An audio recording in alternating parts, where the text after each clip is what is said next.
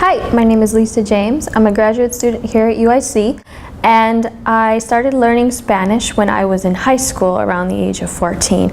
So I've been studying Spanish now for practicing for about 10 to 12 years because I love the experience of learning a new language, and I also loved the component of community outreach that it entails.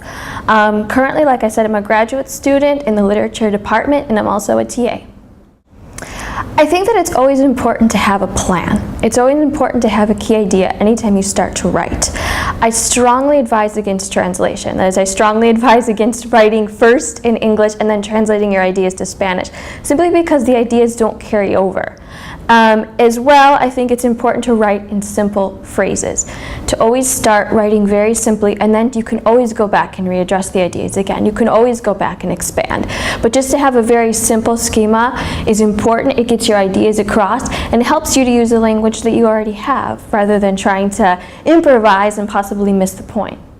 I think the most challenging part, which was challenging and even continues to be challenging, is succinct expression. That is, trying to find a way to say what you want to say very concretely and directly.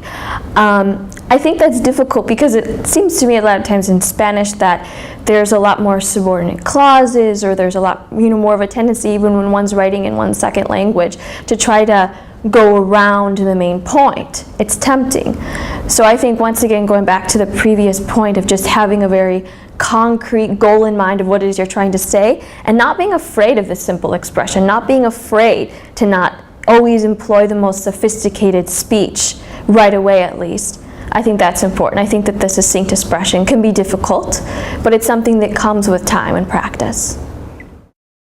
I certainly feel that the informal genres are much more difficult due to the more colloquial speech. For example, I think that writing an email or writing kind of like a letter or something like that has been more difficult.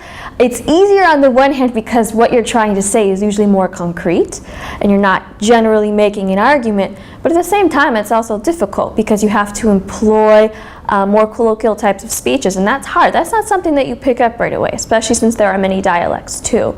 I think with an academic paper, it tends to be simpler in the sense that that argument has that more sophisticated kind of language that it's similar both in English and in Spanish, and the ideas are, somewhat similar. So I think that the academic portion could be a little bit easier in those regards. I approach it by writing an outline first. It's important to start with a thesis, especially if it's if it's an academic assignment, and it's important to have the argument already laid out beforehand, and then to go step by step, having a logical progression, a logical flow between paragraphs. I think it's important to start that way so that you can avoid losing yourself in both the language and the complexity of the argument that you're trying to make. Absolutely. I think that there is a strong connection between reading and writing.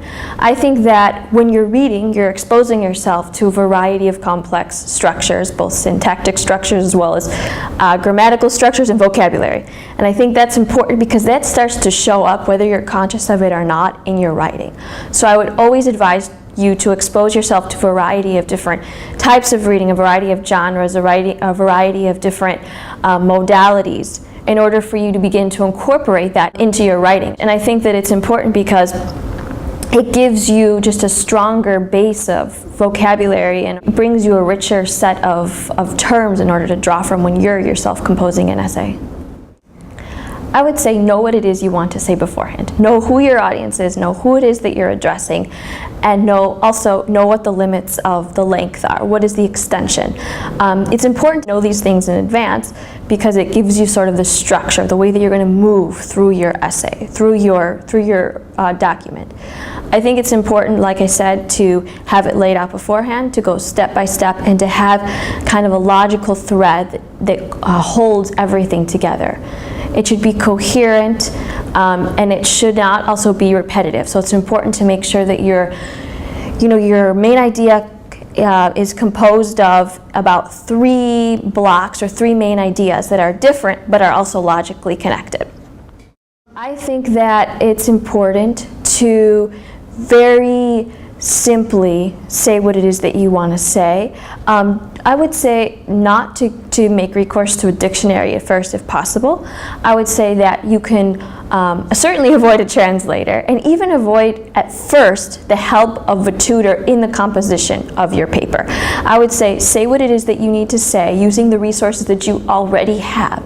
And then afterwards you can expand. You can go to a tutor, especially the tutors here at UIC who are more than happy to work with you, or a native speaker, and you can see, check for sort of the logic and the sense and in the flow of the language.